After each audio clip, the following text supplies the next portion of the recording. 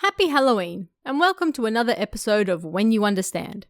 To kick things off, here are the answers for last week's twists. Did you figure them out? If you didn't watch last week's episode or don't particularly care about the answers, feel free to skip ahead to this week's stories. I've added chapter breaks to the video.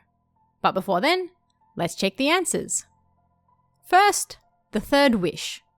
Two men discuss what they would do if they had 3 wishes granted by a demon. One man suggests his first wish would be to have the second and third granted while he is still healthy. Then, his second wish would be for his third wish to be granted while still young. As for his final wish, he's not sure yet. Then a demonic voice appears and berates the man and asks him how many more centuries he's going to keep him waiting. What's going on here? Well, the demon that appears asks him to hurry up already because he's been waiting centuries.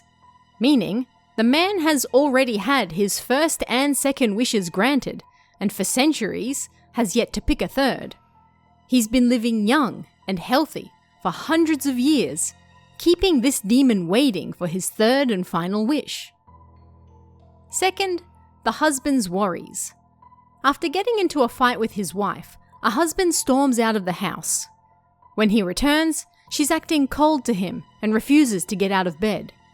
His daughter also cries whenever she sees him and tells her therapist that she can see ghosts. What's going on? Well, the daughter wasn't lying when she said she could see ghosts. She's likely seeing both of her parents who died in the fight they had. This is why the mother isn't doing any work at home, and why strange things keep happening to the father, like people cutting in front of him and the waiter ignoring him at the restaurant. Both are already dead. So how did you fare with these ones? Did you manage to guess both answers? Let me know how you did in the comments below.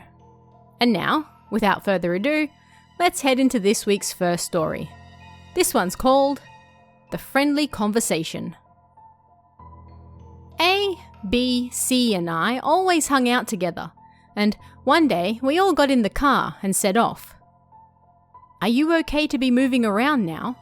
A asked. "Yeah, it's just a sprain. They said I could go outside," B answered.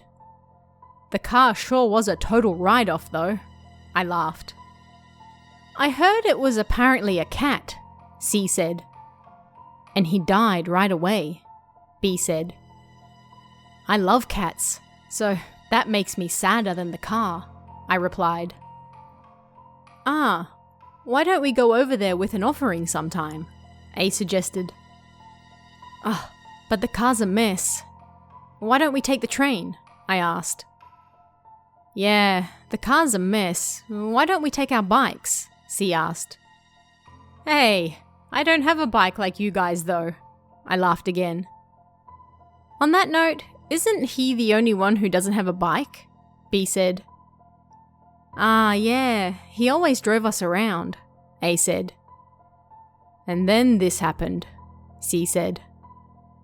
Hey, what's with the dark faces? I'm about to get a new car anyway," I replied. "Oh yeah, if we double up on my bike," B said. "Great idea, let's do that," I replied. "Well, should we get going? It's about to start," C said. "It's my first time at one of these. I wonder if I'll be okay," B said. "Just do what everyone else is doing and you'll be fine," A said. So what do you guys think really happened here? Let me know in the comments below. And we have one more story for you this week. This one's called The Empty Building Elevator. This happened when I worked as a delivery driver. I was doing my daily rounds as always when I ended up at this old, empty-looking building behind the shopping district that must have been built several decades earlier. It was the middle of summer and, because I had to go to the upper floors, I decided to take the elevator. When I pressed the button, the door opened immediately. Wah! Suddenly a woman with a terrifying look on her face bolted out and ran off. I watched her disappear into the shopping district. What the hell? Did something terrible happen to her? Was she on something? The building felt so humid. Had no idea what was going on. Nervously, I checked inside the elevator, but there was nothing odd about it. I couldn't sense anyone coming down the stairs either. How odd. Anyway, I should put my stuff in and get this done. I got on the elevator and the doors closed. The parcel was addressed to the 8th floor. Strange. There was only one button in the elevator. So, what do you think really happened in this week's stories? Leave your answers in the comments below, and then tune in again next week to find out. Until then, stay safe guys, and I'll see you again next time.